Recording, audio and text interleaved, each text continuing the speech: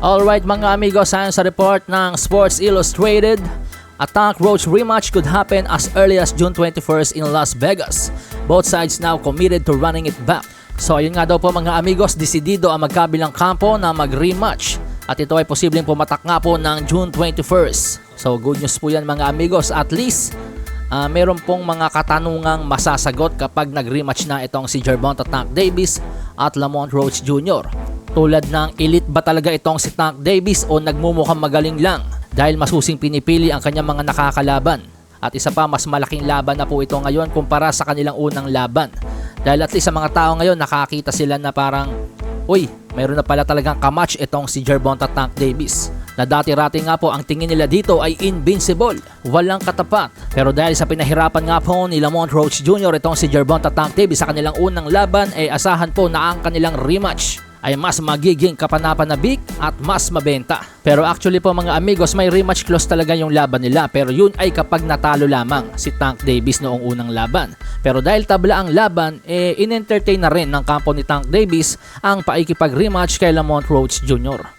upang matuldukan nga po ang mga katanungan sa kanilang naging unang laban. At isa pa sa mga lingid sa kaalaman ng karamihang mga boxing fans, nagkaroon po ng mga pagbabago sa kampo ni Tank Davis noong unang laban niya kay Lamont Roach Jr. Isa po yan sa mga itinuturing dahilan kaya't parang may kakaiba sa ikinikilos ni Tank Davis. Si Calvin Ford po mga amigos ang long-time head trainer ni Gervonta Tank Davis. Subalit noong laban niya kay Lamont Roach Jr., pinalitan po ito ni Barry Hunter. Naging assistant trainer na lamang. Tapos ang talagang assistant trainer ni Tank Davis na si Coach Kenny Ellis, nakilalang tagapag-aral ng mga fight films ng kalaban ni Tank Davis at nag-e-execute ng mga plano o gumagawa ng mga game plan para kay Tank. Ginawang Catman po. So parang imagine mga amigos, no, sa kampo ni Manny Pacquiao, ibaba mo yung rango ni Freddie Roach at ni Buboy Fernandez at nagsalpa ka ng bagong head trainer.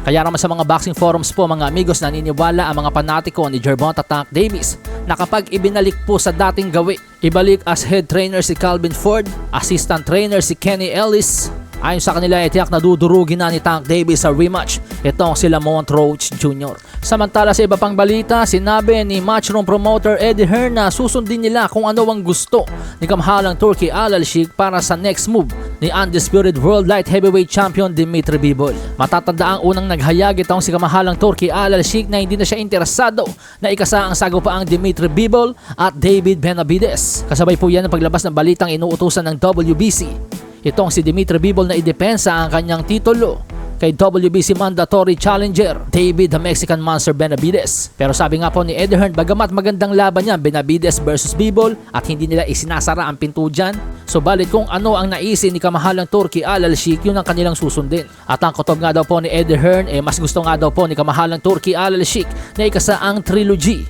ni Dimitri Bivol at Artur Beterbiev kaysa ikasa ang David Benavidez versus Dimitri Bivol. At sa aking opinion po mga amigos, mas mainam talaga na ikasa muna yung trilogy ni Bivol at Beterbiev dahil ito pong si Artur Beterbiev 40 anyos na po yan, hindi po yan pabata. Samantalang si Benavidez makakapag-antay pa yan, 28 anyos pa lamang yan. Pero yun nga lang, masakit sa kampo ni David Benavidez dahil pinagkaitan siya ni Saul Canelo Alvarez sa super middleweight. Tapos pag akit niya ngayon ng light heavyweight, mukhang mapagkakaitan na naman siya ng title shot sa undisputed title. Pero ganun pa man, months lang naman po yung pagitan. Hindi naman po siya mag-aantay ng 2 taon o 3 taon. Malasahin ang baraha, patunayan mo sa akin ha. Sino man ang mabunot na kalaban, di ka tatakbo ha. Sa bayan ko sa bayan, papalag ako para sa bayan. Basagan na bungo para sa akin, putek, pabor, pangalan.